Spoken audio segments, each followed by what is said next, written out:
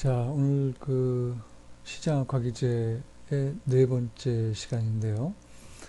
어, 레버리지에 의한 그 시장학과 기제를 제가 대차 대조표를 가지고서 설명을 한 바 있습니다. 그거를 지금 그림으로 옮겨 설명을 한 건데요.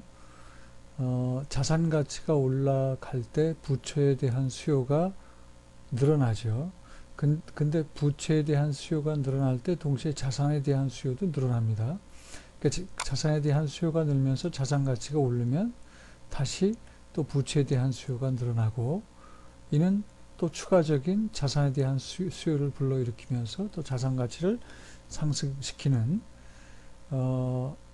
그 과정에서 우리가 그 뭐 적정 부채 비율을 맞추려는 노력은 자기 자본 순이익을 극대화하려는 노력과 일맥상통한다라고 말씀드렸죠.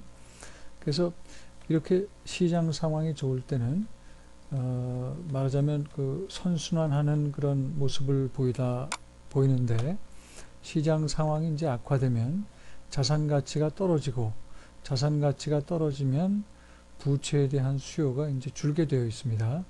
부채에 대한 수요가 줄면 부채에 대한 수요가 주는 것만큼 또 자산에 대한 수요도 줄어듭니다. 자산에 대한 수요가 줄면서 또 자산 가치가 떨어지면 그러면 또 추가적인 또 부채에 대한 수요가 줄고, 그래서 이런 과정이 시장을 악화시키는 시장 악화 기제였다. 여기다가 뭐 시가평가를 한다든지 뭐 기타 추가적인 어떤 또 시장 악화 기제가 발동을 하면 궁지에 몰린 금융기관을 더욱더 어렵게 만들 수 있다는 말씀을 드렸습니다. 이것과 관련해서 폴 크루그만은 2008년도 10월 달에 금융위기가 이제 그 리만 브라더스 망하고 그런 게 2008년 9월이니까 불과 이제 한 달 지나서 한 10여 페이지의 이제 메모를 이야기하면서 발표를 했는데요. 그 요지는 뭐냐면 그 국제무역 숭수라고 해서 이제 과거에 있던 그 무역 이론이 있습니다.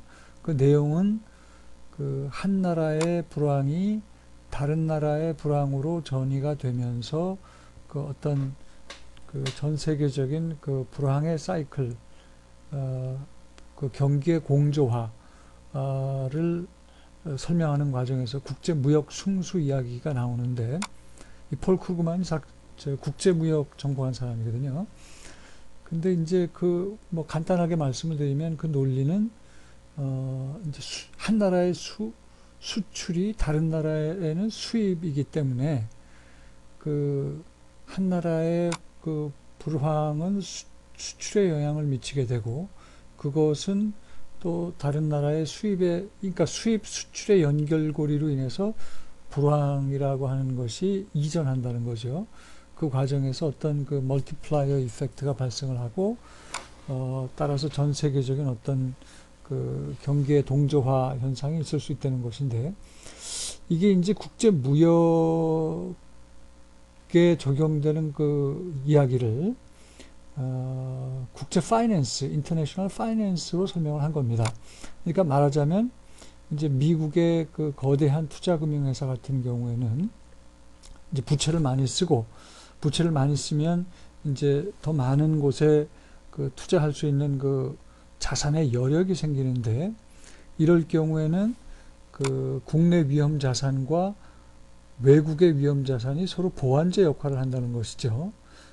그래서 국내 위험 자산인 뭐 예를 들어서 서프라임 모기지에도 투자를 하고, 또 해외 위험 자산인 뭐 중국이나 한국의 어떤 부동산에도 투자를 했는데, 이제 그 미국의 서프라임 모기지의 위기가 생기는 경우에는 그 반대로 이제 자산 가치가 떨어지는 거죠. 자산 가치가 떨어지면 그만큼 그 부채를 줄여야 되는 상황이 이제 그 발생을 하는 거고, 부채를 줄이기 위해서는 또 자산을 줄여야 되고, 근데 그런 상황에서 국내 위험 자산 가치가 를 줄이는 것도 방법이겠지만 서프라임 모기지 가치가 너무 많이 떨어져 있다고 생각이 되면 일단 해외 자산부터 정리를 한다는 거죠. 그러니까 그 국내 위험 자산 가격의 하락이 그 국내 위험 자산에 대한 수요를 감소시키고 국내 위험 자산에 대한 수요를 감소시키면은 이것이 국내 위험 자산의 가격과 함께 해외 위험 자산의 가격을 하락시키는, 그러면서 또 해외 위험 자산에 대한 수요가 줄고, 그렇게 되면 또 추가적인 해외 위험 자산과 국내 위험 자산 가격의 하락이 오고, 이렇게 서로 국내 위험 자산과 해외 위험 자산이 서로 보완제적인 관계에서 서로의 하락을 부추기는 그런 양상이 이번 2008년도 금융위기에 있었다는 겁니다. 그러니까 예를 들어서 메릴린치라고 하는 그 투자은행이 미국 내에 모기지 부실이 생기니까 한국 부동산에 투자했던 위험 자산을 정리를 하고 빠져나간다는 거죠. 그러니까 모기지 부실, 그러니까 미국 입장에서 봤을 때 국내 위험 자산 가격의 하락은 결국 해외 위험 자산의 하락을 부추기고, 그 과정에서 국내 위험 자산의 수요와 함께 해외 위험 자산의 수요도 같이 준다는 겁니다.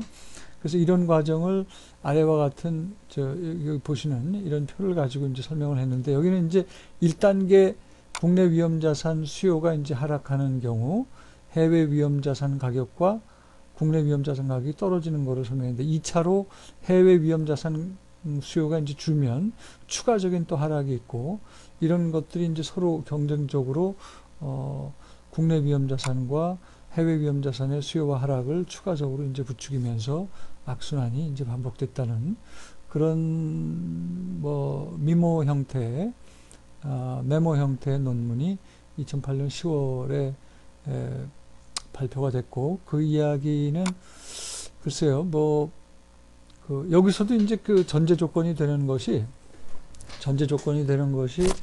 그 투자은행의 레버리지가 굉장히 높다는 겁니다. 그래서 그 레버리지에 의한 그 근저에는, 바탕에는 레버리지에 의한 시장 악화 기제인데, 이제 국내 및 해외 위험 자산이 서로 보완제 관계이기 때문에 서로를 이렇게 부추기면서 그 수요를 감소시키고 위험 자산 가격을 감소시키는 그런 메커니즘을 설명했습니다. 그리고 또 실제로 우리가 그 거품이 만들어지는 과정을 보면, 미국이 이제 그 과잉 유동성으로 돈을 푸니까 유럽 쪽에서는 금리를 낮췄죠. 근데 금리를 낮추면서 스페인, 프랑스 등을 포함하는 유럽 여러 지역에서의 그 부동산 거품이 만들어진 겁니다. 그리고 또 미국의 그 과잉 유동성은 이 동아시아 쪽에서는 이제 달러 가치의 하락을 유발시키면서 그 자국 통화가 이제 평가 절상되면은 그만큼 또 수출에 영향을 받게 되니까 그 과정에서 이제 달러를 많이 사들이게 되죠. 그래서 중국이나 한국이나 대만이나 일본이나 이런 국가들의 그 달러 보유고가 굉장히 많아지지 않았습니까? 이 과정에서 또 그 동아시아에 돈이 많이 풀렸고, 동아시아에 또 그 부동산 등 그 자산 가치의 그 상승이 있었다. 그러니까 즉 이 환율이나 금리를 매개체로 해서 자산 가치가 같이 올랐다가 또 미국의 그 긴축 상황이 발생하면서 이게 또 같이 맞물려서 금리와 환율을 또 매개로 해가지고 이게 또 같이 그 자산 가치가 떨어지는 그런 어떤 그 자산 가치의 그 동조화 현상도 실제로 우리가 관찰이 되고 있는데, 여기서 이제 그 시장 악화 기제는 그 부채를 많이 쓰는 금융기관을 통해서 그런 것들이 어떻게 촉발됐는지 하는 것을 폴 크루그만이 이제 설명을 했기 때문에 말씀을 드렸습니다.